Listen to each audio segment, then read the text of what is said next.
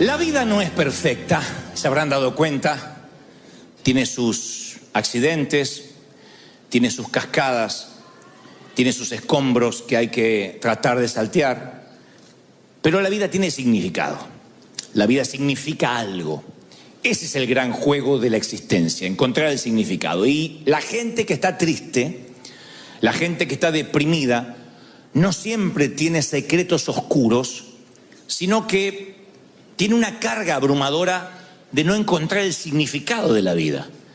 Cuando pierdes el significado de la vida, empiezas a ponerte triste y te puedes mudar, puedes cambiar de empleo, cambiar incluso de cónyuge, pero la nube esa oscura que está sobre ti parece que nunca se muda, como que te siguiera a todas partes, porque la tristeza, la depresión es un estado del corazón.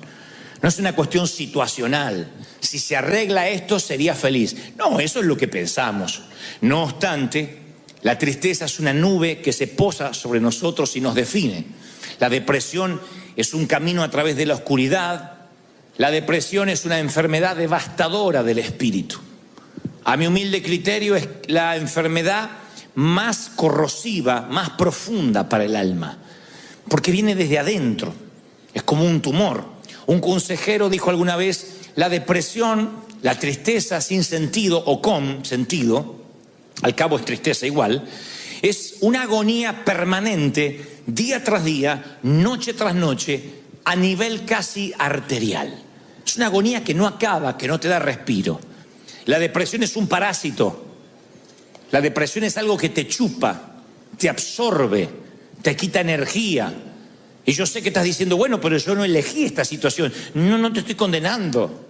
Porque la depresión o la tristeza es una condición humana que no respeta la estatura espiritual de nadie. Hace relativamente poco un pastor amigo al que conocíamos se quitó la vida. Que estoy hablando ya de lo más extremo de la depresión. Pero todos sorprendidos, su esposa, sus hijos. Porque decía: ¿cómo no lo vimos venir? Se suponía que un pastor no se deprime. ¿Cómo que no? Si yo veo a los héroes de la fe deprimidos, y la lluvia cae sobre justos e injustos, y la depresión también. Veo a Moisés, escucho esta metáfora de la depresión y dice: solo no puedo soportar este pueblo, la carga es demasiado grande. Números 11:14 relata esta expresión. Si esta es la manera, Dios, en que piensas tratarme, será mejor que me mates. Hazme el favor y ahórrame la miseria. Este es Moisés pidiendo que Dios lo mate. No es una licencia poética que se hacía: moriré por tu amor, Romeo o Julieta. Acá quiere que Dios lo mate. Quieren que les busque otro similar. Elías. ¿Hay alguien más tremendo que Elías entre los mortales? Sin embargo, Elías dice: basta, Señor, quítame la vida porque no soy mejor que mis abuelos. Primera de Reyes 19:4. Tocaron fondo los dos tipos. Sin embargo, Dios se reúne con ambos en el monte de la transfiguración.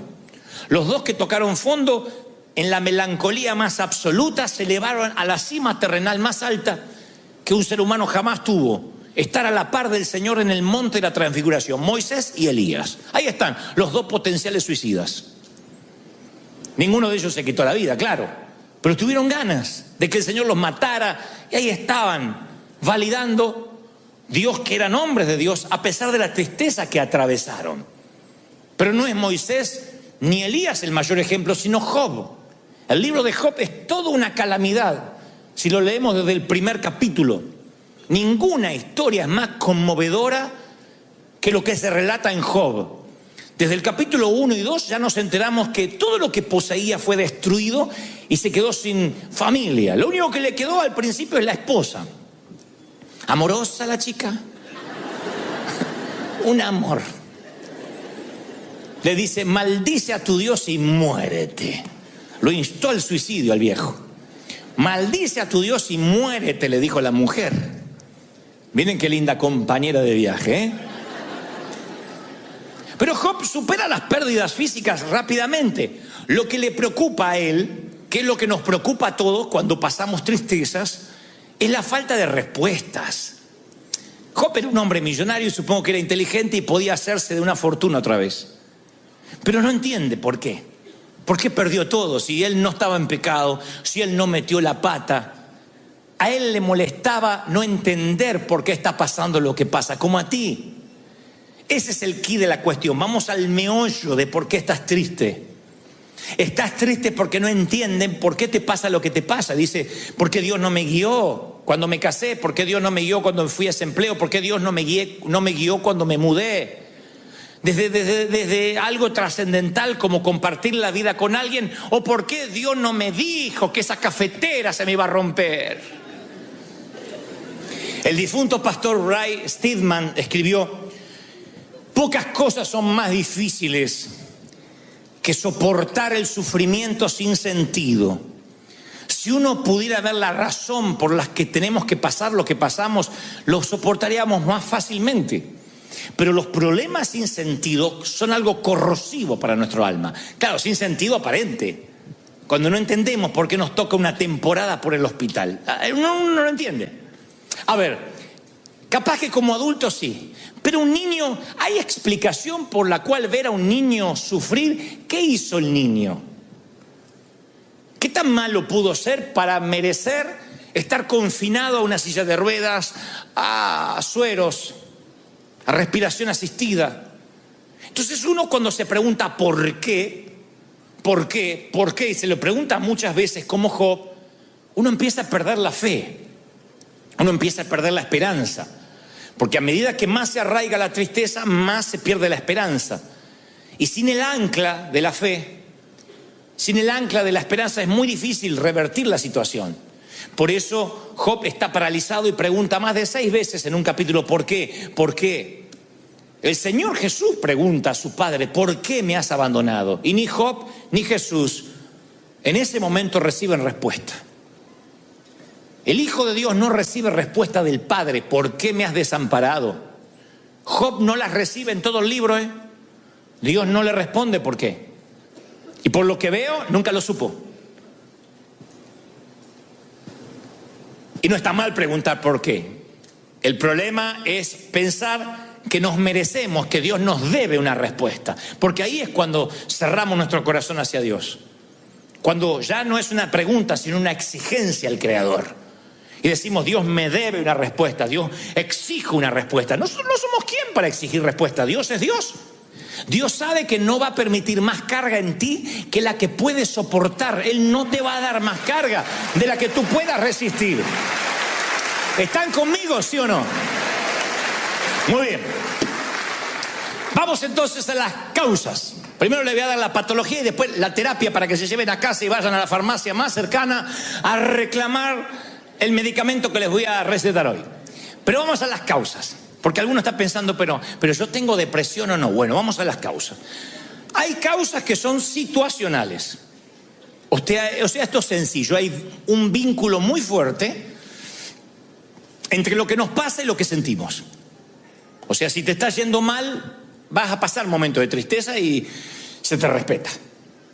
Si ves que el saldo del banco es muy inferior a las cuentas que tienes sobre la mesa, no vas a celebrar. No voy a pretender: sonríe, sonríe, ¡ja, ja! Te llevan preso, aleluya. Ve con gozo a Collection. No pasa eso. Uno se entristece, ¿no? Uno choca el auto. ¿Quién choca el auto y dice: ¡ja, ja! ¡Bendecido! ¿Quién? A menos que estés entiquelado, te entristeces. Y dice: no, aunque lo pague el seguro. Te entristeces. Ahora, esa tristeza puede ser crónica, puede ser momentánea o puede ser el detonante de una tristeza que después no se va. Esas son situaciones, causas situacionales. Una situación pudo haberte metido en un valle de sombra. Tú dices: sí, la verdad que sí. Ahora que lo pienso, fue aquella situación, aquella muerte, aquella noticia. A veces lo que te pone triste son causas físicas, lo que te deprime. Vieron que yo siempre hablo de lo que es somatizar. La somatización es que cuando tu alma se duele, el físico lo refleja. Lo dicen los médicos. Dicen: este cáncer es porque sus defensas bajaron. Las defensas, cuando bajan, el sistema inmune es atacado por cualquier otra enfermedad. No tienes defensas naturales. Entonces dicen somatizó, se enfermó. Pero exactamente al revés es igual. Cuando, por ejemplo, estás luchando con una enfermedad por mucho tiempo, dependes de insulina, dependes de medicamento, de diálisis, eso empieza a deprimirte. Hay gente que está triste porque está fatigado de estar enfermo. Entonces es muy probable que esto no sea una causa situacional, sino una causa física lo que te deprime. Después hay causas satánicas, claro que sí, diabólicas. Satanás ataca a Job de dos maneras: destruye la familia, las posesiones, y le llena de llagas todo su cuerpo. Ahora, ¿cuál es el blanco de Satanás? ¿Ponerle una lepra a Job? No. El blanco de Satanás es que Job empiece a dudar de la bondad de Dios. Cuando hay un ataque diabólico, lo que busca Satanás es que pierda la esperanza, que diga: yo ya no estoy fundado en Cristo, esto me está pasando porque Dios no me ama. Ahí valió la lepra. Pero si con lepra, si perdiendo la casa, si con crisis sigue diciendo: yo no sé cómo voy a salir de esto, pero Dios es fiel y me va a sacar, Satanás no tiene objetivo, no tiene el blanco, no lo logra. Así que tu depresión puede ser por situaciones comunes, puede ser porque estés enfermo, puede ser por un ataque diabólico o porque Dios lo permitió. ¿Permite Dios que suframos? Bueno, hay un autor que dice: a veces Dios acuesta a sus hijos en la oscuridad. Dios permite el sufrimiento. Te voy a decir algo que no te va a gustar escuchar, sí, pero nunca cede el control, nunca. Nunca te dará más carga de la que sabe que podrías llevar. Pero la Biblia me muestra que Dios sí, a veces permite el sufrimiento para enseñarte lo que le enseñó a Job, que Dios sigue estando a cargo aunque no veas una luz al final. Lo que pasa es que cuando uno pasa por el valle cree que está en el infierno. No, está en medio de picos elevados. Dijo alguien alguna vez que según lo alto de una ola será lo profundo de la depresión luego. Se llaman bajones, lo viven los artistas, lo viven aquellos que están ante un gentío, un público, y después tienen que quedarse con su propia soledad. Y también lo viven los hombres de Dios, que a veces están en el pico más alto como Elías y después están deprimidos. Pero lo contrario también es real, que cuando uno va por valles, por sombras, el Señor me dice que te diga: no te preocupes, no vas a terminar ahí. Yo voy a elevarte a zonas elevadas, vas a ir a picos altos, te voy a bendecir, te voy a prosperar, te voy a levantar. ¿De verdad lo crees, sí o no? Muy bien. Ya más o menos vimos cuáles pueden ser las situaciones. Causas situacionales, físicas, ataque del diablo, permisos de Dios. Y entonces, ¿cuál es la terapia? ¿Cómo salimos de la depresión? ¿Quieren saber cómo salir de la depresión rápido, así, instantáneamente? Bueno, no hay manera instantánea de salir rápido, hay unos cuantos pasos. Hay algunos principios que son bíblicos. El primero, revela tu tristeza. Sé honesto, sé honesta. Job es un modelo de transparencia. Dijo Job: yo no puedo evitar hablar, le decía a sus amigos cuando estaba triste, ¿no? Debo expresar mi angustia, mi alma tiene que quejarse. Hay un momento que uno se cansa de ponerle buena cara a todo. Y está bien que a veces diga: sí, yo estoy triste, necesito que ores por mí. Este es un hospital del alma, no tienes que fingir. Puedes decir: estoy mal, me siento triste, ora por mí. La tristeza es parte de una de las 28 temporadas de Salomón. Así que está bien decir: estoy triste. Revela tu tristeza. Hay gente que dice: no, a mí me va todo por dentro. Te tragas eso y cuando esa amargura que no sale se queda dentro. ¿Y qué hace? Una implosión. ¿Y saben lo que es una implosión? Es un edificio que se viene abajo hasta las bases. Una explosión sobrevives de una explosión, pero de una implosión no. Entonces no te tragues. Tienes una iglesia, tienes pastores, tienes gente amiga, dile: estoy triste, orá por mí, porque a veces no le encuentro sentido, me siento que no valgo para Dios. Entonces, primer paso, los que están anotando la receta: habla, jetón, habla. Jetón dije. Segundo, resiste tu depresión. ¿Qué es resistir? No es confesar positivamente: no tengo. Es intencionalmente: quiero salir de esta situación. El paralítico que está junto al estanque de Betesda, Jesús le dice: ¿quieres ser sano? No es una pregunta retórica. Jesús quería saber si de verdad el tipo quería ser sano o le encantaba ser paralítico. Ustedes dicen, ¿y a quién le encanta ser paralítico? Y hay gente que le encanta la autocomiseración. Hay gente que le encanta que le den. Hay gente muy necesitada en las luces de los semáforos pidiendo. Pero hay otros que le quitas el cartelito de cartón y los mandas a trabajar y se les acabó el negocio.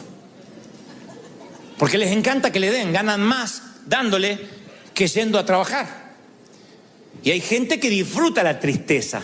Le encanta dar lástima y decir, no, es que yo me encanta estar así, me encanta que oren por mí, y ponen cara de borrego a punto de degollar y dice, oren por mí, estoy mal.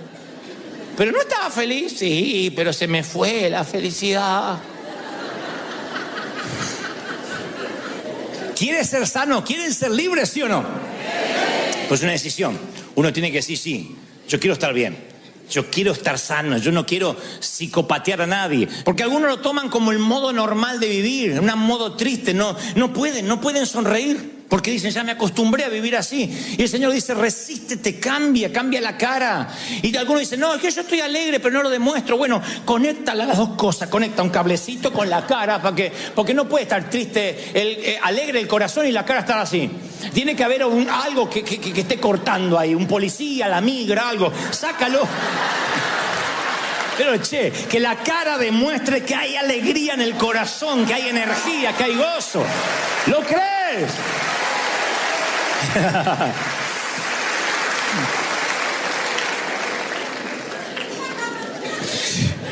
Al lo opuesto a la depresión, el doctor psiquiatra, el famoso Karl Menninger, dijo, quien está triste, yo le recomiendo que cierre su casa con llave, vaya al otro lado de la ciudad, busque a alguien necesitado y haga algo por esa persona.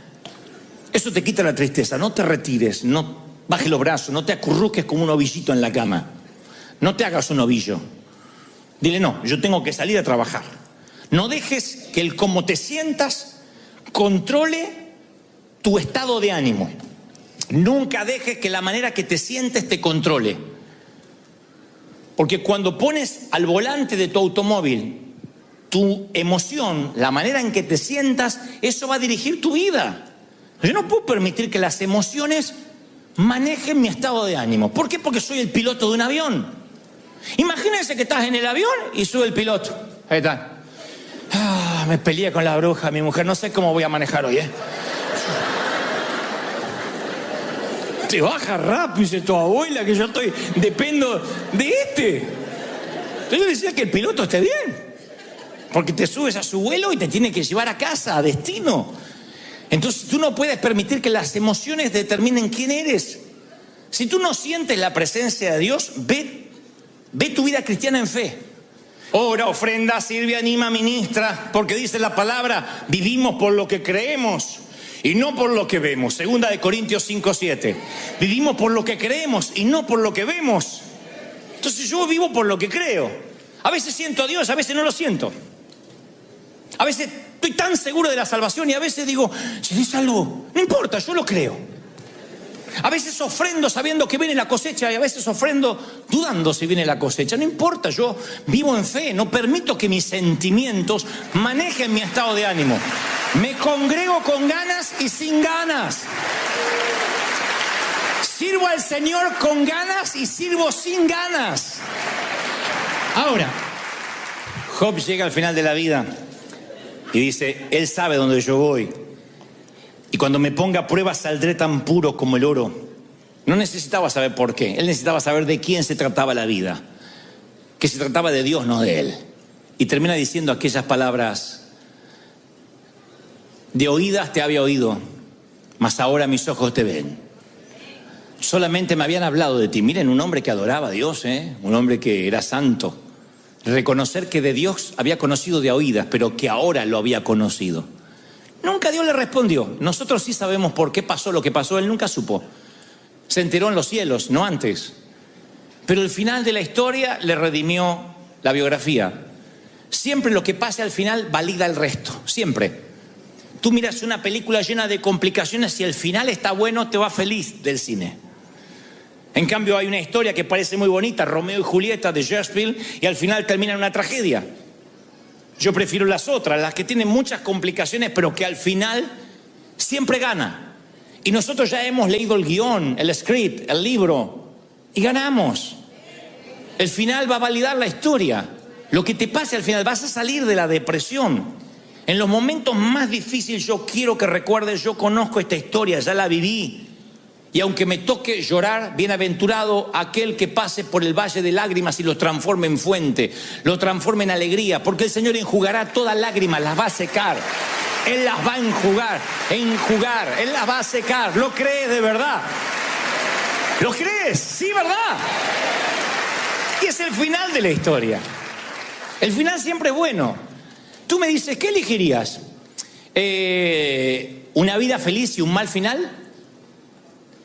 40 años de felicidad, 50. Y un final desastroso, solo, triste. O al revés, una vida compleja y un final maravilloso.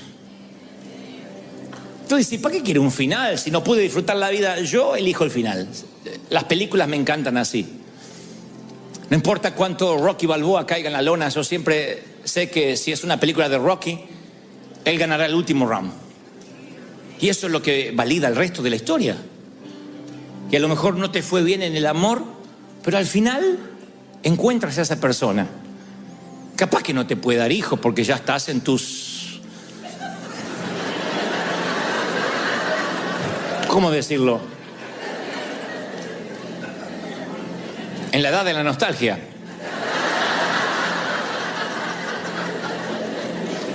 Pero valdrá la pena. Lo valdrá. Yo decía en el servicio anterior, piensa en un cuadro mental, un sitio, un lugar. Un lugar que te gustaría estar. Puede ser bonito, puede ser un lugar de tu infancia, puede ser un sitio en Europa, puede ser junto al Mediterráneo, en el Pacífico, al Atlántico, si te gusta el mar, en una cabaña en el hotel, la cima, en el valle, en una casita, en una renta, donde sea, pero un lugar, piensa en un lugar. Ahora ponle un clima. Si te gusta el verano, el invierno, la primavera, ponle un clima alrededor. Hay los que dicen, me gustaría el romance de la nieve o la lluvia sobre el tejado, y otros dicen, no, me encanta el verano, los pájaros trinando. No sé, imagina un sitio y luego le pones un clima. Ahora que tienes el sitio y el clima, coloca caras allí, personas o una. Y estate allí con esa persona, a lo mejor con tus hijos. Y una vez que tengas las personas, porque el hogar nunca es un sitio geográfico, es quién. Una vez que tengas a quienes, tengas el clima y el sitio, grábatelo. Escríbelo en las tablas de tu corazón, átala a tu cuello, porque ese será tu final. Ese es tu destino, ese será tu puerto deseado. Vas a llegar ahí. Y cuando te sientas en estados depresivos, piensa en ese sitio y que tarde o temprano Dios te lo va a dar, sino aquí en el cielo. Pero Dios te va a dar ese sitio de paz, de tranquilidad. David decía, me trasladaría como las aves a lo más alto de los riscos. No buscaba un lugar pedregoso, seco y árido, sino un sitio que para él representaba paz. Busca un sitio que represente paz y déjate llevar, tranquilo. Confía en el Señor, confía en que las cosas van a salir bien, que vas a llegar a destino. Terminaré con una historia real. Hace muchos años estábamos en Australia y yo no sé nadar y me metí en el mar simplemente para tratar de flotar un poco. Cuando vi que flotaba, cerré los ojos y dije, no hay nada mejor que tostarse al sol nadando en el océano de Australia. Cuando abrí los ojos, hasta los canguros me quedaban lejos. Estaba metros de distancia de la orilla. Y dije, wow. Y me enderecé y no hacía pie. Y supe que me iba a ahogar. Lo supe. Así que hice lo que toda persona que no sabe nadar hace. Empecé a moverme ampulosamente y me chupaba para abajo la corriente. Lo conté en el primer servicio y pusieron la misma cara que ustedes. Y estoy acá, obviamente que... Estuve 3 días muerto, alabado sea Dios.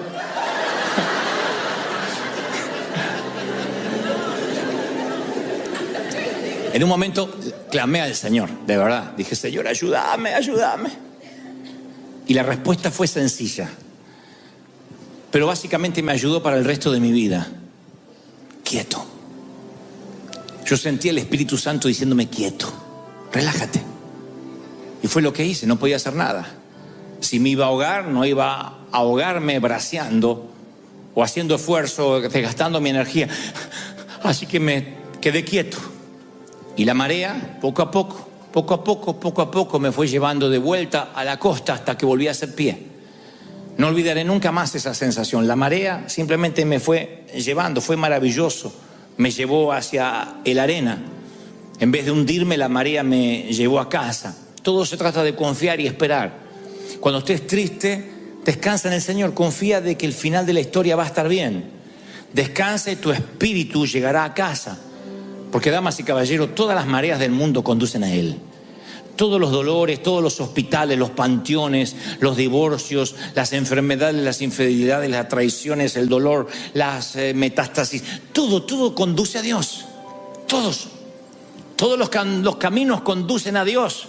Nada más que braceamos y peleamos.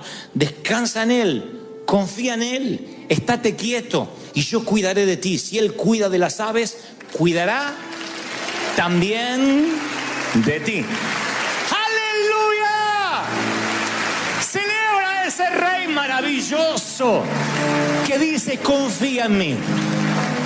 Yo te saco adelante. Yo te bendigo. Yo estoy contigo. Más populares a la hora de predicar, pero es un modelo, Nehemías, de avivamiento. Recuerden que Nehemías es un hombre de Dios que está reconstruyendo los muros de Jerusalén, los muros de su ciudad que estaban en escombros. Él tiene un llamado especial de reconstrucción y ese es su ministerio, su talento, su don. Él está llevando adelante, liderando el proceso de reconstrucción del templo.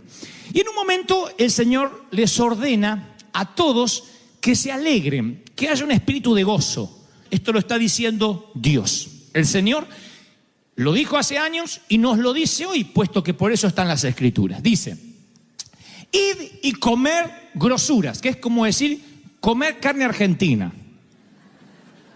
Comer buena carne. No, pues si no diría comer tacos. No dice pupusas.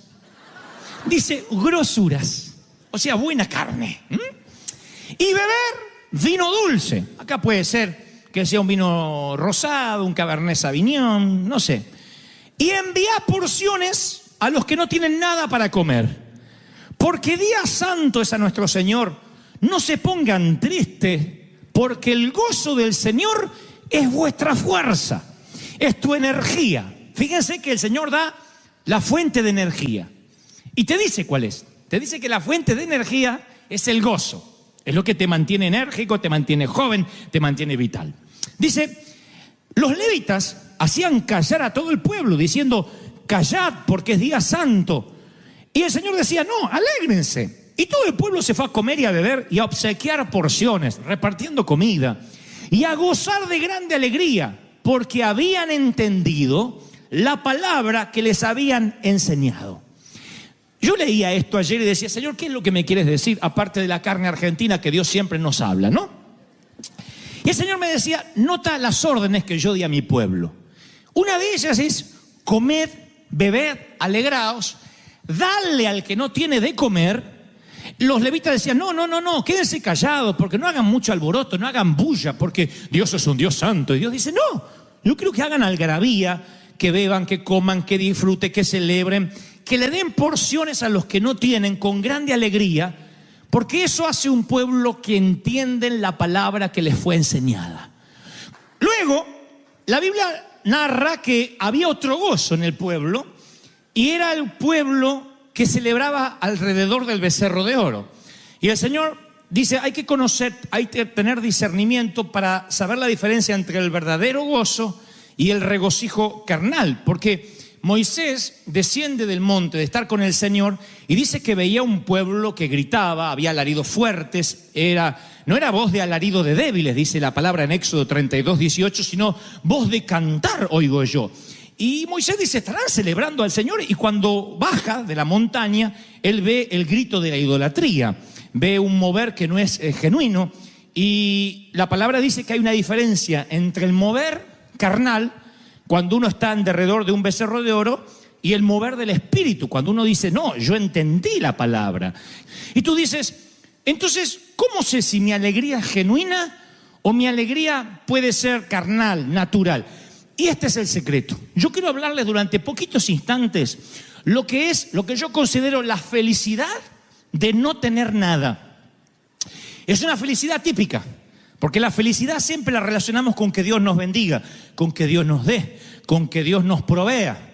Pero hay una felicidad que uno obtiene no teniendo nada. Cuando pasas por la materia, por la estación de la vida, de alegrarte, de tener felicidad cuando no tienes nada, ese es el método para saber si tu felicidad es genuina y proviene de Dios o no. ¿Están siguiendo hasta ahí, sí o no? Cuando Dios decide que entren a la tierra prometida, a Dios le viene un conflicto, no un conflicto, pero le viene un debate, supongo, celestial. Dice, si los bendigo y les doy la tierra que les prometí, que fluye leche y miel, lo más probable es que este pueblo olvide de donde yo lo saqué. Ustedes dirán, bueno, es que Israel era un pueblo cabezón, era un pueblo duro, necio. No, así somos los seres humanos. Tan pronto Dios nos sana, tan pronto Dios nos bendice, la alegría con el correr de los días se nos empieza a ir. Porque solo alguien que olió la muerte tiene un gozo que después no se le va. Solo alguien que estuvo en las puertas del infierno en cuanto a enfermedad, en cuanto a un accidente, a una crisis, tiene un gozo extra que antes no tenía. Y ya no se preocupa por bobadas, no se preocupa por tonterías, porque realmente sabe lo que importa en la vida. ¿Soy claro o no?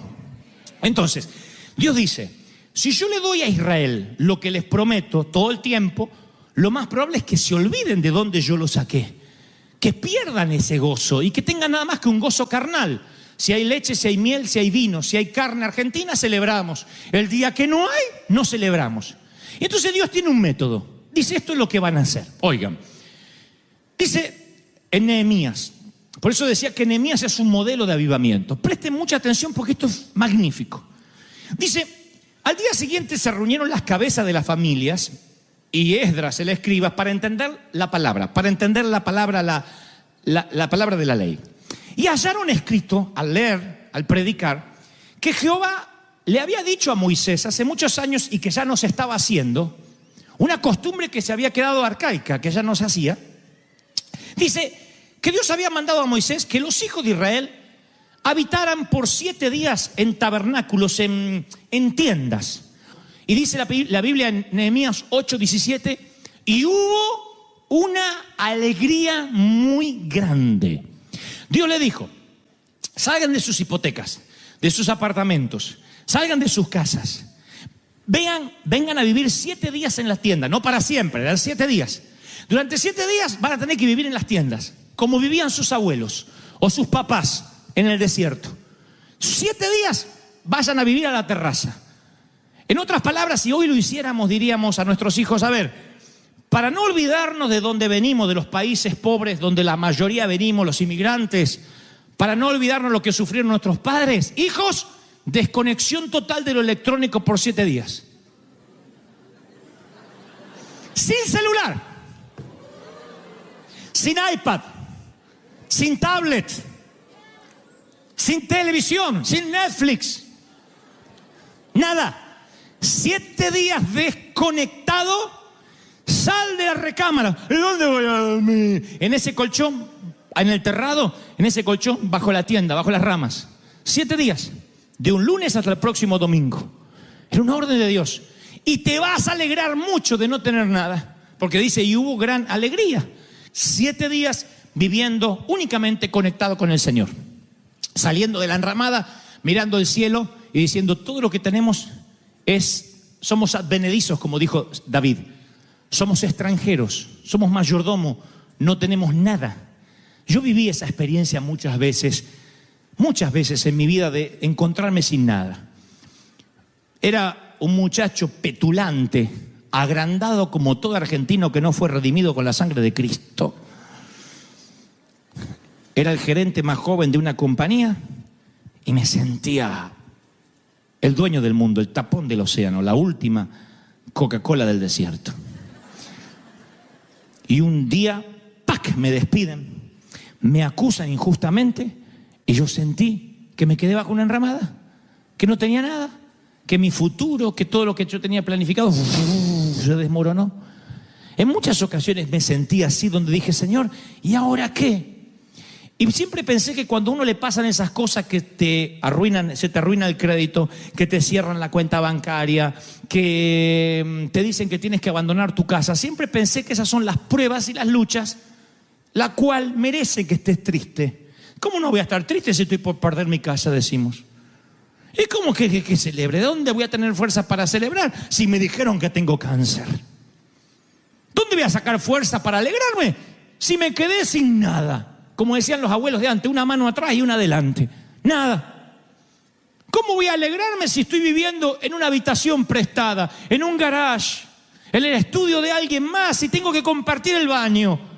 No me digan que celebre. Sin embargo, el Señor dice, y te alegrarás por no tener nada, por vivir en posadas.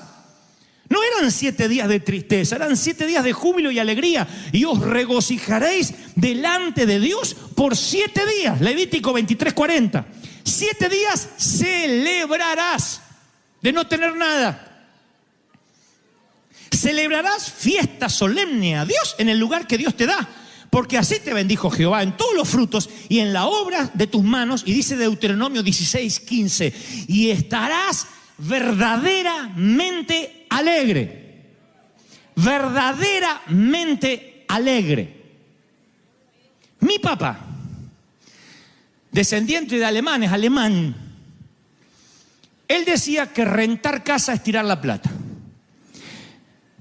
Puede ser una filosofía de vida, no la voy a discutir acá. Yo creo que si Dios te da dinero para pagar la renta, es tuyo. Un título de propiedad no te hace más o menos rico. Todos queremos tener casa propia, sí.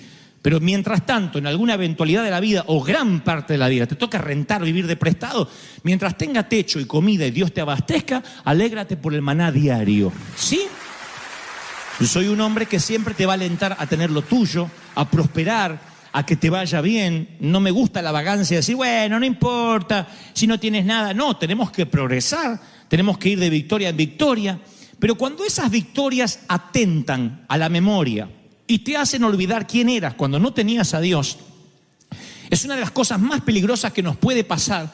Y por eso, en términos espirituales, Dios a veces nos quita de esa comodidad y nos lleva a vivir a tabernáculos en la azotea, en enramadas.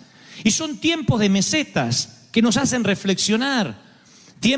Nadie reflexiona mejor que entre las paredes de un hospital. Nadie reflexiona mejor que recorriendo la grama de un cementerio. Es allí cuando nos empezamos a cuestionar cosas de la vida. Si no, el tedio, la rutina, nos envuelve de manera tal que nos olvidamos por qué estamos viviendo. Trabajamos, pagamos deuda, trabajamos, pagamos deuda, vamos de vacaciones y después necesitamos vacaciones para recuperarnos del cansancio de las vacaciones, porque venimos más cansados que cuando nos fuimos. ¿Por qué? Porque de pronto el tedio de la prosperidad nos hace olvidar lo que realmente vale la pena. Dice la palabra que los 7 días de la azotea o de estar bajo una enramada tipificaban 70 años del lapso de la vida humana. Era el método de Dios para recordarles a todos que la vida es temporal. Y conforme ellos iban mirando la enramada y veían que las ramas se marchitaban, eso los hacía pensar en el deterioro de la vida, de la salud, de la fortaleza. Porque Dios quería que sus mentes y sus corazones estuviesen puestos en la eternidad. David era multimillonario, el rey David. Era uno de los reyes más millonarios que jamás tuvo la historia. Sin embargo, él dice, porque forastero fui, soy advenedizo. Advenedizo significa extranjero, inmigrante de por vida, de paso. Él sentía que aunque era rico, él estaba de paso, porque había entendido lo que era la eternidad. Por la fe, Abraham, siendo llamado, salió del lugar que había tenido como herencia sin saber por dónde iba. Por la fe habitó como extranjero en la tierra prometida, morando en tiendas, sabiendo que tenía una promesa. Pero por la fe murieron estos sin haber recibido nada, solamente mirándolo de lejos, creyéndolo, saludándolo, confesándolo. No nos olvidemos que los profetas se murieron creyendo que Cristo iba a venir, que venía un Mesías. Nosotros hoy miramos la cruz para atrás. El Mesías vino, murió y resucitó. Ellos miraban para adelante. Algún día va a venir un Mesías a morir y resucitar. Y la mayoría se murió, o acaso todos, sin verlo. Dice, ellos buscaban una patria, dice la Biblia en Hebreos, sabiendo de dónde habían salido y tenían quizás añoranza de volver, pero anhelaban algo mejor, anhelaban una ciudad eterna que nunca pudieron ver. Nunca pudieron ver y sin embargo creyeron, nunca falló su fe. Nunca pudieron ver esa tierra prometida. Mi pregunta es, ¿y si nunca pudieras ver esa esperanza que tienes, aún así seguirías gozoso? Porque tu vida es eterna, no es solamente lo temporal de aquí. La vida, dice Max Lucado, genial escritor, es semejante a dos constructores. Un constructor niño que construye castillos de arena con su palita roja y su balde azul en la playa, y otro constructor adulto que construye a base de hipotecas, planos, arquitectura. De eso se trata la vida, de dos constructores, véanlo, el niño con la palita roja, el balde azul, y el hombre construyendo con sus líneas de crédito y sus préstamos bancarios. Los dos construyen igual, a los dos les pasará lo mismo, excepto que el niño conoce las reglas de juego y el adulto no.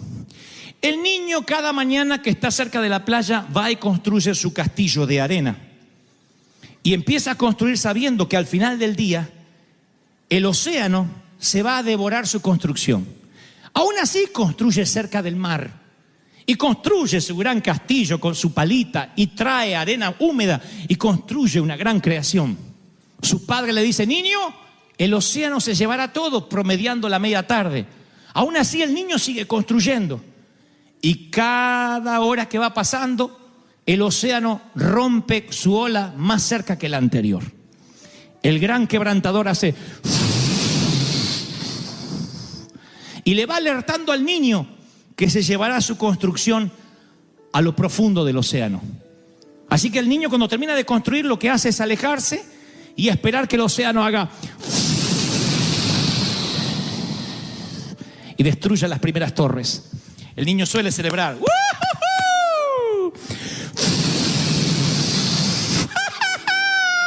Ahora se lleva la torre más grande.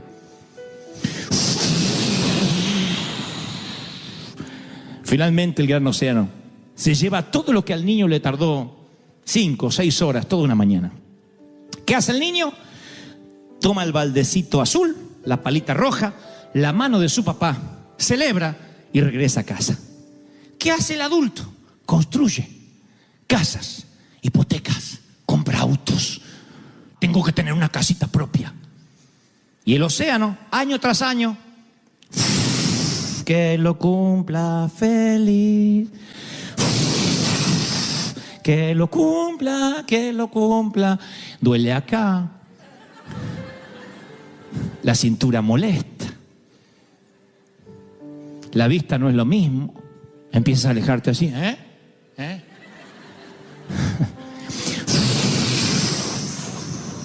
La vejez nunca llega sin avisar. La vejez es digna. Avisa año tras año y te dice, el océano se llevará todo lo que estás construyendo. Y eso no es para deprimirte. Eso es para saber que nada te pertenece. ¿Qué hace el adulto cuando finalmente el océano hace? Señor, tiene cáncer. Queda con puñados de arena mojada, maldiciendo el océano. ¿Por qué? Porque no sabía la regla de juego. Porque como el niño debiste haber aprendido que el océano se llevará todo lo que construyas. Eso es la vida. ¿Qué es la vida? Como neblina que aparece por la mañana y se disipa por la tarde.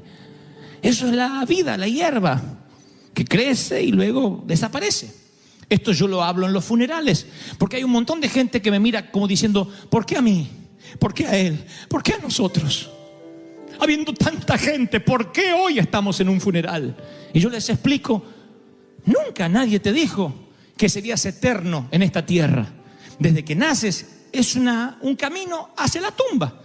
Entonces, si nos hacemos torpes, insisto, y nos olvidamos lo que tenemos, que es la vida, que es el día a día, ¿qué hace el Señor para que nuestra memoria no sea tan frágil? dice, de tanto en tanto vas a vivir en la azotea 7 días. Tal vez no sean 7 días, tal vez llevas 3 meses endeudado. Tal vez lleves 1 año que no puedes salir de ese pozo. Tal vez lleve 2 años. Y a veces decimos, Satanás me está atacando. ¿No será que Dios permite algunas cosas para refrescarte la memoria? Y no te olvides que su orden es, y cuando no tengas nada, alégrate, pero regocíjate en serio, porque yo soy el Dios que te proveyó. Te provee y te va a proveer. Alguien tiene que decir amén. Y si Dios te mandara a vivir en chozas por 7 días, por 2 meses, porque Él sabe el peligro que se encuentran sus hijos cuando son siempre bendecidos. Él sabe que si nos consiente mucho, nos seducimos por el mundo y nos olvidamos de dónde Dios nos sacó. Hay un cántico de Moisés que predice la apostasía del pueblo de Dios una vez que prospera. Dice, pero el pueblo de Dios engordó. Está hablando en términos metafóricos, nadie se sienta mal. Y tiró patadas, coces, y se volvió incontrolable. Engordaste, dice una versión, te cubriste de grasa, Israel, y abandonaste a Dios y menospreciaste la roca de la salvación. Deuteronomio 32:15. Qué feo cuando Dios dice, te llenaste de grasa y te olvidaste del Dios que te mataba el hambre en el desierto. ¿Y saben qué hizo Dios con Israel? Nunca les entregó el título de propiedad. Nunca. Dice, porque Dios le promete a Israel darle la tierra de Canaán, pero nunca le entregó la titularidad. Se los prestó. Porque le dice Dios en Levítico 25:23, una de las leyes, la tierra no se venderá nunca, porque mía es. Vosotros sois extranjeros y forasteros. Solamente podían vender la cosecha. Dios dijo, la tierra es mía. Qué increíble. No sé si ustedes habrían prestado atención a esto, pero digo, qué increíble que Dios le promete una tierra que fluye leche y miel, y finalmente llega a la conclusión, dice, ustedes no la van a vender nunca porque la tierra es mía. Esa promesa, creo, esa palabra, ese mandamiento no ha cambiado hoy. Dios dice, yo te voy a dar una compañía, pero la compañía es mía. Yo te voy a dar un matrimonio, pero el matrimonio es mío. Yo te voy a dar hijos, pero los hijos son míos. Entonces el Señor me dice que te diga que el problema no fue lo que te pasó en el banco, o con el empleo, o con las deudas. El problema es cómo reaccionaste cuando eso te pasó. Y el Señor me dice que te diga que no le gustó cómo reaccionaste. Porque tomaste los puñados de arena. ¿Por qué? Y Dios dice, ¿qué obligación yo tengo de prosperarte y bendecirte? ¿Qué? ¿Dejas de adorarme? ¿Tu gozo depende de eso? ¿Del castillito de arena? ¿Pensaste que te ibas a llevar algo? A esta edad, dicen algunos, no puedo volver a empezar. ¿Y por qué no? ¿Sabe la edad que tenía Abraham cuando Dios le dijo, deja todo y sígueme por fe donde yo te voy a decir? ¿Cómo le explica eso a la esposa de uno? No sé cuántos están casados, pero ¿cómo uno le explica eso a la mujer? Dios me habló anoche y nos tenemos que ir. ¿A dónde, viejo? Abraham dice, no sé. Dios me dijo que dejemos todo y que nos vayamos, que Él nos va a bendecir. Miren qué grado de fe. Con razón Abraham es un héroe de la fe.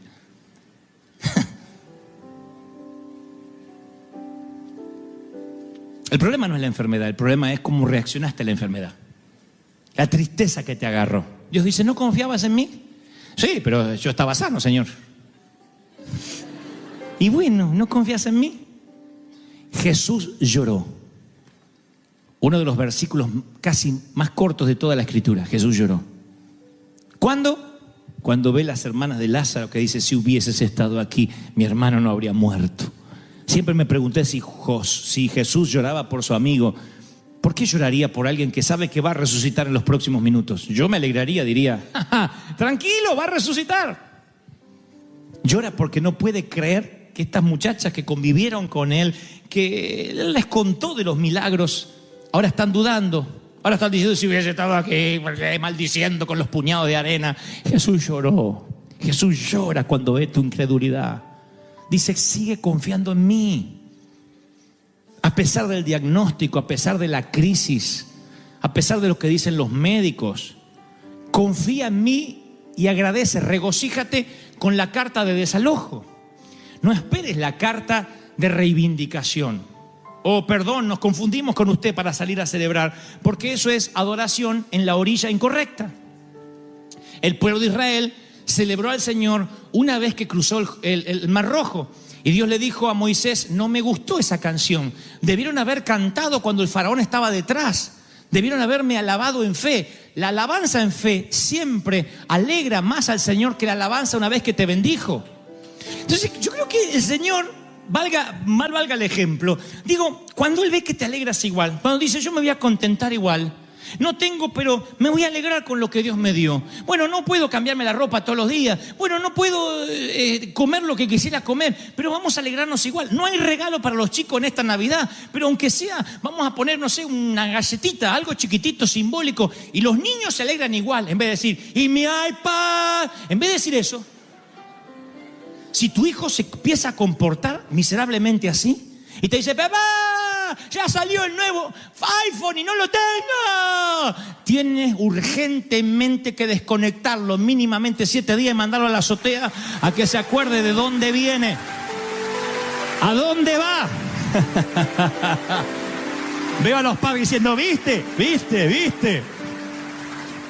Pero es verdad, es hora de desconectarlos, porque a veces creemos por derecho aquello que tenemos que tener como providencia, como bendición. ¿Me estás siguiendo, sí o no? Desde respirar, desde levantarte, desde tomarte un café, desde desayunar, ya es extra. Es algo que no te merecías y Dios te lo da.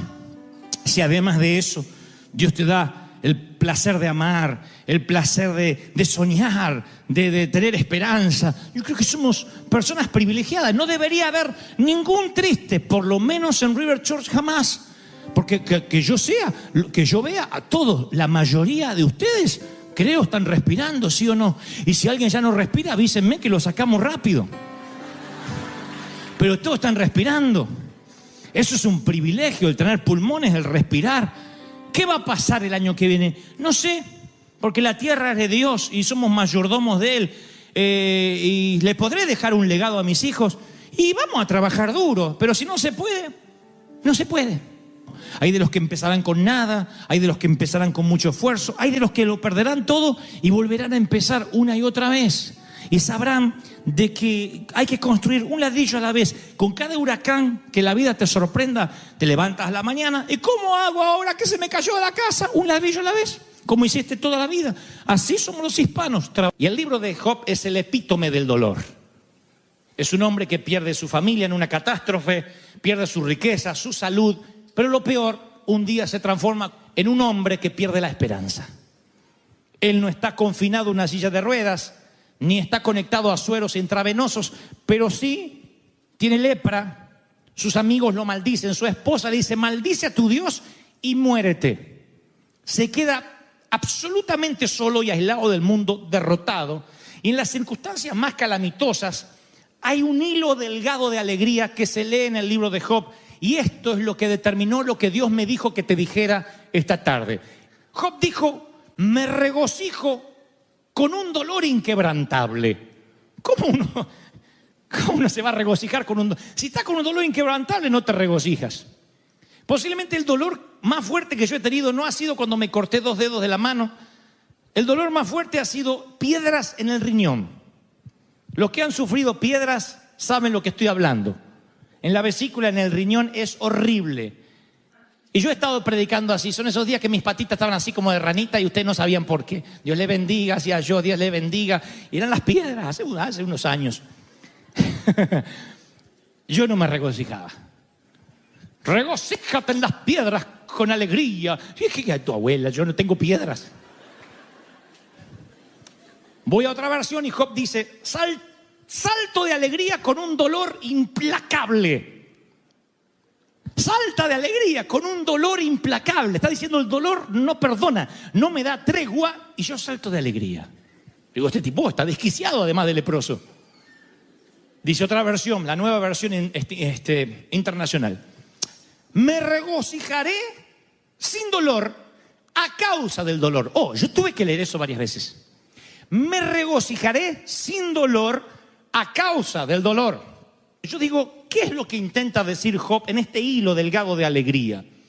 La palabra hebrea, para definir esa palabra alegría, aparece solo una vez en las Escrituras, esa palabra que Job usa, y habla de una alegría extraña. No es una alegría que niega la realidad, es una alegría que simplemente está diciendo, estoy bailando sobre la decepción. A pesar de tener todo a mi favor para poder estar triste y deprimido, yo voy a decir, no hay dolor, no hay dolor, no hay dolor. Y voy a continuar. Eso es lo que Job intenta decir. Así que le digo, Señor, revélame qué más dice las Escrituras respecto a esta alegría en medio del dolor, porque sé lo que ustedes sienten cuando un pastor te dice, hermano, el Espíritu Santo te va a consolar porque tu padre falleció, tu madre ya no está, vamos, fortalécete. Tú dices, sí, yo sé, pero ¿qué hago con el dolor? Y el luto se te instala en lo más profundo de tu corazón.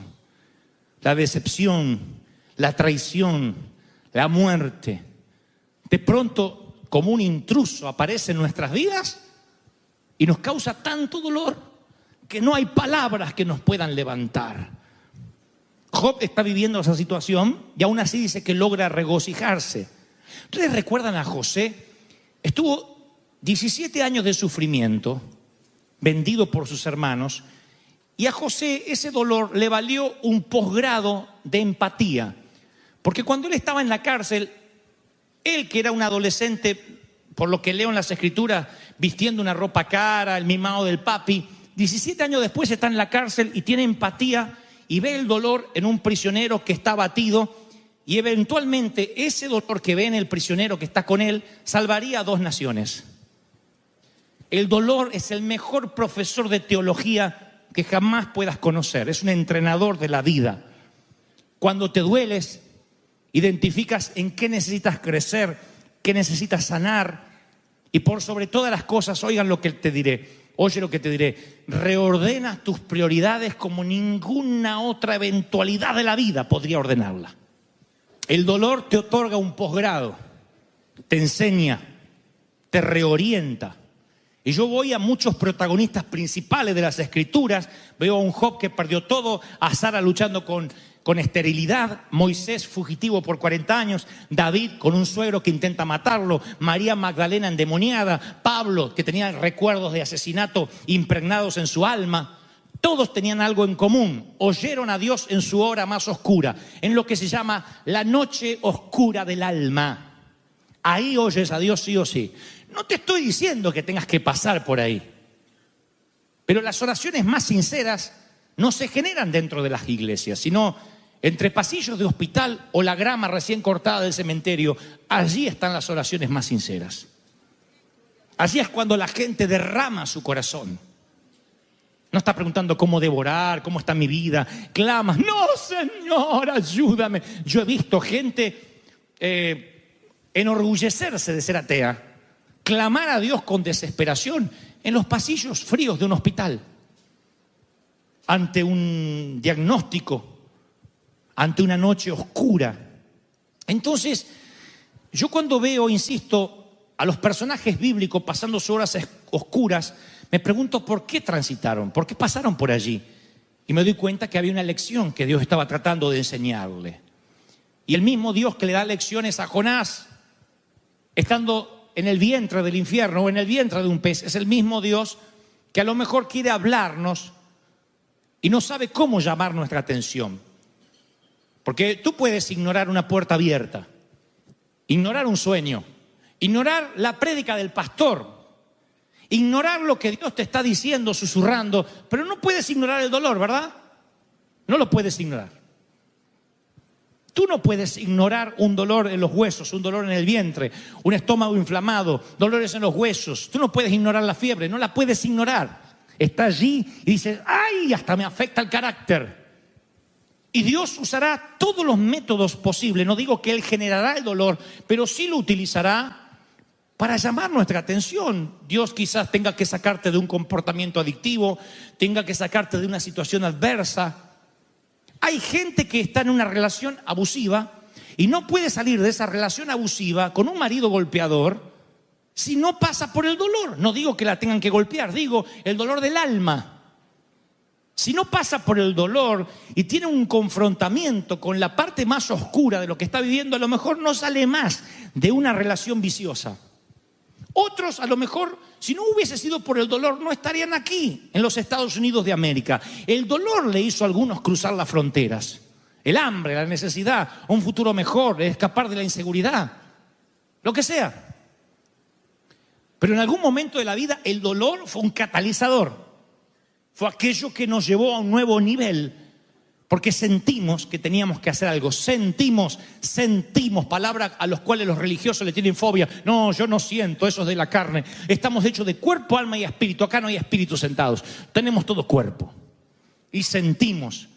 Cuando Dios te da el placer de sentir, es un regalo que incluye placer como dolor. Vas a sentir, amar duele. Predicar duele, lleva sacrificio. El dar duele. Hay muchas cosas que duelen. ¿Quién nos dijo que la vida no duele? La vida duele, crecer duele, el bullying duele. Yo muchas veces he dicho, Señor, hazme de un carácter más fuerte, haz que pueda soportar. ¿Qué hace Dios? Manda más gente que me ataque, para que me haga fuerte. Si tú le dices al Señor, Señor, ayúdame a sanar mi estima, va a mandarte gente que te haga bullying, aunque tengas 30, 40 años. Que te ignore, que te dé vuelta la cara, que te insulte, que hable mal de ti, porque tú lo pediste, hazme fuerte. Y para que Dios te haga fuerte, no te quita la adversidad, la aumenta. Entonces, tu manera para resistir y que tu carácter se empiece a formar en Dios es justamente catalizándola a través del dolor. No se habla mucho esto en las congregaciones porque pensamos que esto afloja a la gente, la desinfla. Yo pienso diametralmente opuesto, yo pienso que alienta. Porque ahora mismo estás pensando, yo pensé que era el único menso que sufría, pero mira todos los que hay acá conmigo, incluyendo a Dante. Todo el mundo ha sufrido, todo el mundo le duele y se puede salir adelante. Alguien tiene que decir, ese es mi Dios. ¡Aleluya! El versículo más corto, uno de los más cortos de las Escrituras es Jesús lloró. Así que yo veo un Cristo familiarizado con el dolor. Ahora, he aquí lo que yo quiero transmitirte de parte de Dios. Pablo, dice el apóstol, yo he aprendido a contentarme. No se olviden esta palabra, aprendió a ser feliz. Yo no sabía que la felicidad era una habilidad aprendida. Yo pensé que la felicidad era una situación. Él dice, sé vivir humildemente, sé tener abundancia. ¿Cómo se vive? ¿Cómo es que sabe vivir humildemente? Si eres humilde, vives y se acabó. Yo no sé si sabía vivir en pobreza. Yo sabía que nosotros comíamos salteado. Que poníamos un huevo así y se partía al medio y para donde se dividía agarraban los hermanos y el otro se quedaba mirando. Era un juego. ¿Quién agarra el huevo? ¿Qué voy a saber vivir? Ahora Pablo dice, yo sé vivir en abundancia también. Hay que aprender para vivir en abundancia. ¿Quién necesita ir al colegio para ser rico? Hermano, quiero donarte hoy $100,000. No, hermano, deja que aprenda primero. Todo el mundo tiene idea de cómo gastar. Casi por instinto. Sin embargo, Pablo dice, no, yo tuve que aprender a tener mucho. Tuve que aprender. No te pongas alegre que los $100,000 es una metáfora, no voy a regalarlo a nadie. Tuve que aprender a ser pobre. Aprendió a contentarse. Pablo implica que el contentamiento, ahora resulta que no era el resultado de la circunstancia, es el resultado de un estilo de vida intencionado.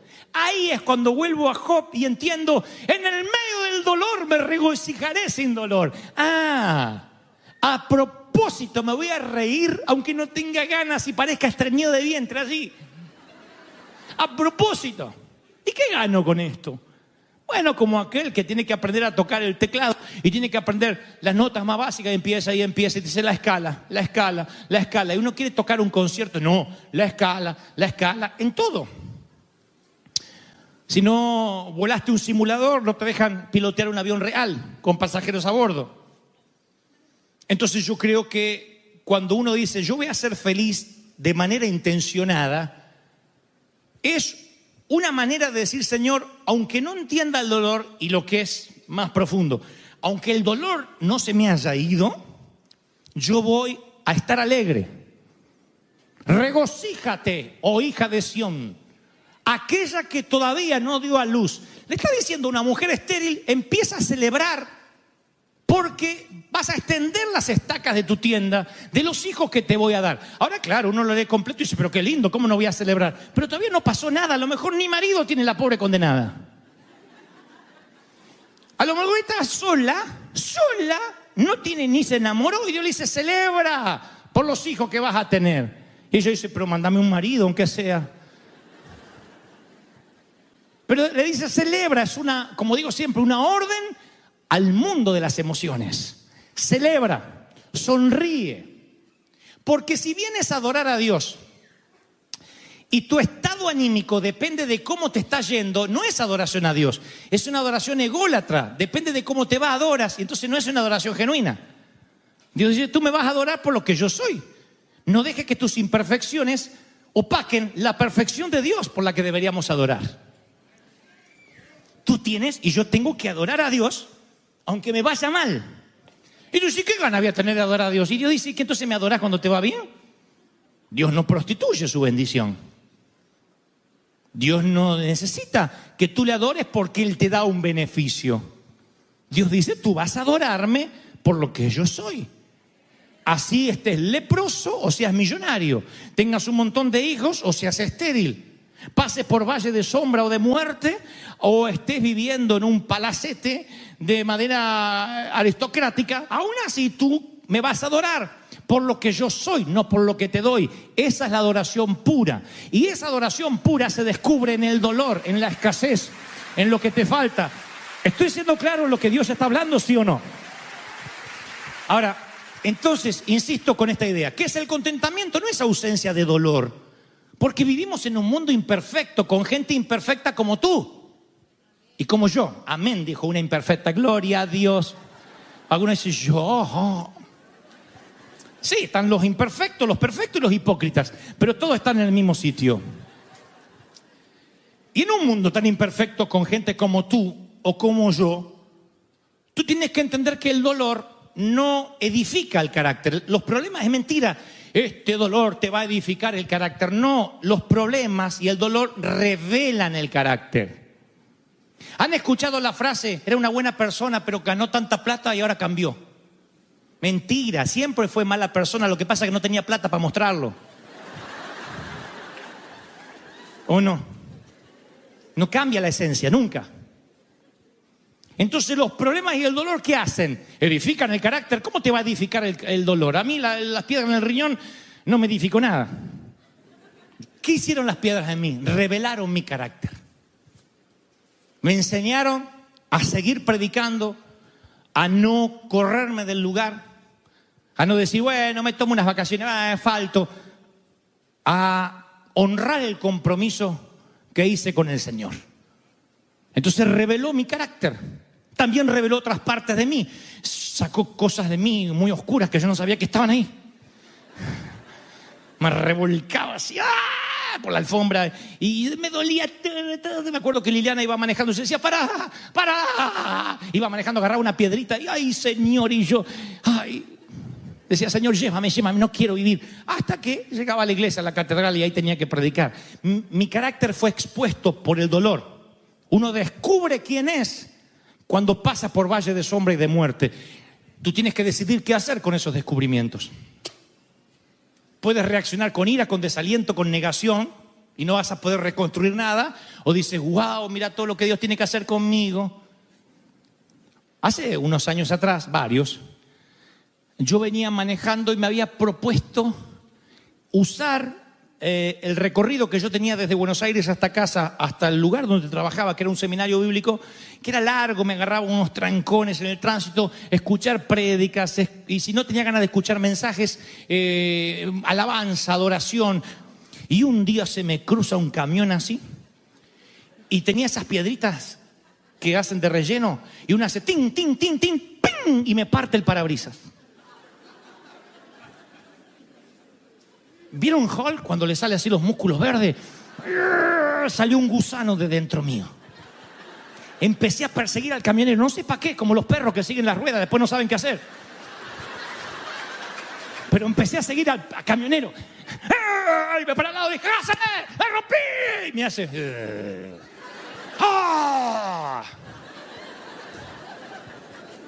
Había palomas del espíritu adentro que hicieron... volaron todas. Buitres bajaron arriba de mi auto. Me estacioné y miré. Digo, pero desgraciado, me partió el parabrisas, todo el parabrisas, una piedrita.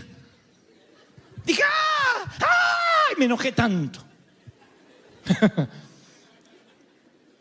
Y ahí descubrí que mi seminario bíblico tenía algunas fisuras.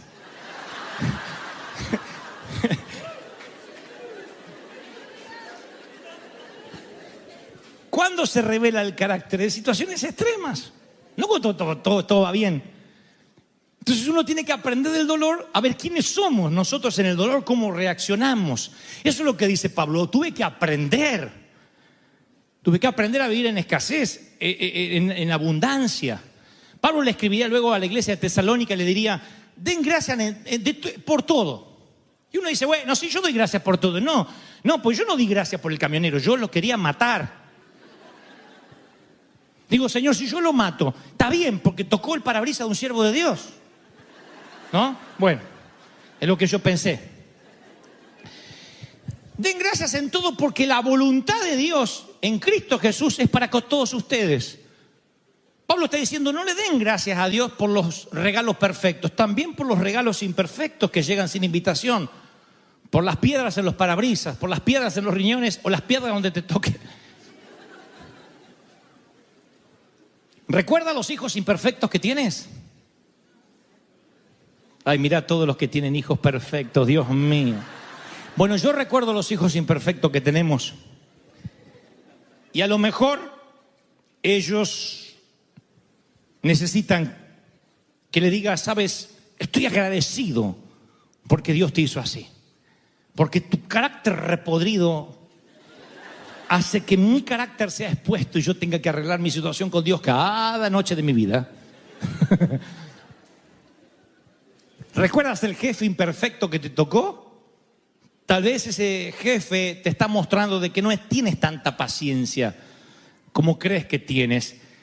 Y si tú estás esperando el compañero perfecto, el jefe perfecto, los hijos perfectos, la vida perfecta, vas a sufrir una fiebre de descontento y frustración el resto de la vida. No hay gente perfecta, no hay iglesias perfectas, no hay pastores perfectos. ¿Sabían?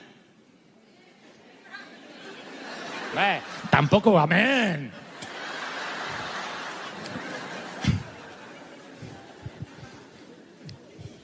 La felicidad y el contentamiento es una actitud de vida. Y Pablo dijo, tú tienes que alegrarte por todo. Y tú dices, bueno, pero Pablo no sabe en el matrimonio en el que estoy. Pablo no sabía el niño que me tocó. Pablo no sabe que yo paso por dolores crónicos. ¿Qué sabe Pablo de mi sufrimiento? Todo lo que Pablo escribió, posiblemente lo hizo entre cadenas. Eran los tiempos que él tenía de sosiego para decir, voy a escribir cartas porque no me queda otra cosa. Estoy preso y en cadenas. Pablo no era un aristócrata que se iba a una cabaña frente al océano a escribir un libro, ¿eh? Y Pablo dijo, no os afanéis, porque el Señor dijo, no os afanéis diciendo qué comeremos, qué beberemos, qué vestiremos. Esto lo dice el Señor Jesucristo. Porque vuestro Padre sabe que tenéis necesidad de todas estas cosas. Busquen primeramente el reino de Dios y todo lo demás será añadido.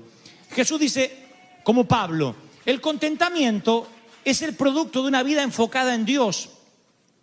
Cuando te enfocas en Dios, tú puedes estar en cadenas, pasándola mal, pero tú dices, con lo mucho, con lo poco, yo voy a aprender a alegrarme. Pero si tu gozo está regulado por tu cuenta bancaria, eres tan pobre y tan miserable que lo único que podrás amasar es una fortuna.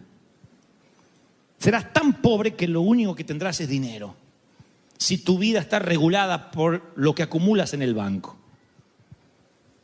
Tiene que haber algo más que supere tus cuentas bancarias. Si tu gozo y tu alegría está por un sitio donde vives, por un lugar donde vacacionas, no sé, por dinero que tengas, insisto, por un yate que puedas amarrar a tu costa, entonces eres miserable. Porque algún día el yate no lo tendrás, el dinero se herrumbrará, todo por la ley de entropía se arruinará y tú quedarás miserable, pobre, ciego y desnudo, como el Señor diría que estamos.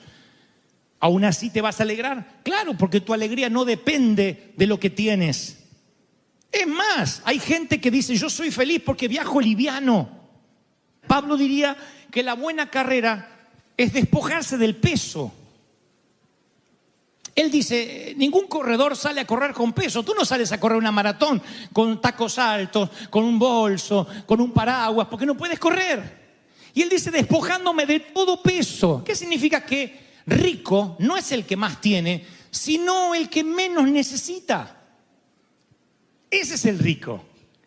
Rico es el que dice, no hay para comer, no importa, vamos a comer taco a lo pobre. O burrito, o lo que sea, vamos a hacer unos tacos con queso, listo. No hay queso, bueno, vamos a comer tortillas sola. Vamos a imaginarle el sabor. Y es feliz. Y otro a lo mejor se pone mal porque no le pusieron los cubiertos que él quiere comer, porque la carne no está a punto, y vive amargado. Lo que trato de decir es que tu contentamiento tiene que estar por encima del dolor, y si pierdes ese contentamiento, entonces Dios hará que transites el dolor para que entiendas a los que sufren, para que llores, aunque seas Cristo, por el Lázaro que está dentro de la tumba, para que tengas dolor, para que te conmuevas.